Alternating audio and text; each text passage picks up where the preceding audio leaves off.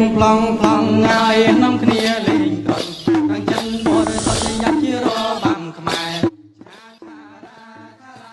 តែយើងគួរត្រៀមអ្វីខ្លះដើម្បីជាគ្រឿងរំដាប់ទុកទទួលទេវតាឆ្នាំថ្មីឆ្នាំម្សិលព្រះនាមកោរកៈទេវីពិធីបុណ្យចូលឆ្នាំថ្មីប្រពៃណីជាតិខ្មែរយើងឆ្នាំម្សិលសប្តាហ៍ពុទ្ធសករាជ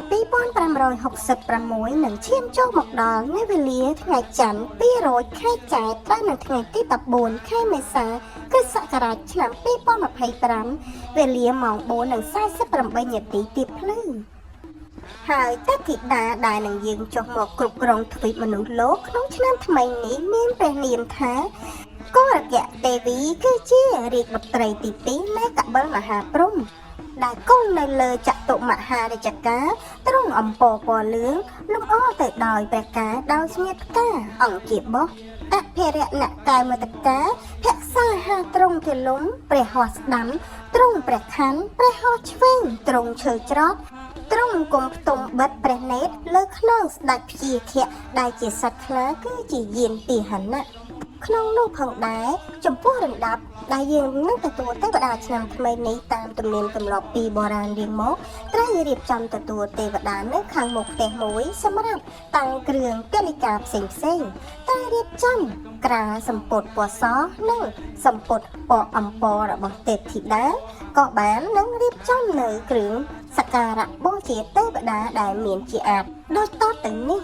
ទី1ត្រូវមានបាយសី9ថ្នាក់មួយគូបាយសី7ថ្នាក់មួយគូបាយសី5ថ្នាក់មួយគូបាយសី3ថ្នាក់មួយគូបាយសីបច្ឆាមួយគូស្លាធម៌មួយគូទឹកអប់មួយគូទៀន5ធូប5លេខ5ផ្កា5ដាក់ក្នុងជើងពៀនមួយគូចេកនួនឬចេកណាំវ៉ាដាក់នៅលើជើងពៀនមួយគូផ្លែឈើ11មុខរៀបដាក់ជើងពៀន11គូដូងឡៅមួយគូទឹកស្អាត2កែវនៅគ្រប់ដង្វាយទាំងអស់ត្រូវដាក់ផ្កាម្លិះភួងពីលើគ្រប់ដង្វាយនៅលើជើងពៀននិងលើបាយសីត្រូវដោតទៀនហើយដុតបំភ្លឺ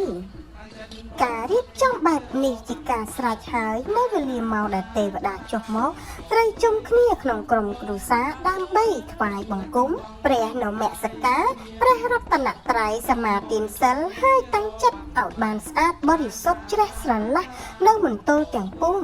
តម្កល់ចិត្តរំពឹងគិតនៅលើព្រះពុទ្ធព្រះធម៌ព្រះសង្ឃជាទីពឹងនិងជាទីរលឹកលុះចប់ពិធីទទួលទេវតាសពគ្រប់អស់ហើយញាតិមិត្តជិតឆ្ងាយដែលនៅភូមិផងរបងជាមួយអាចជុំគ្នាក្នុងការលេងល្បែងប្រជាប្រិយដែលជាការកម្សាន្តលុះព្រឹកឡើងយើងកុំភ្លេចជុំគ្នាទៅកាន់វត្តអារាមដើម្បីប្រារព្ធពិធីបង្សុកូលឧទ្ទិសកុសលទៅដល់វិញ្ញាណក្ខន្ធញាតិការទាំង7សន្តាននិងបុព្វបុរសយើង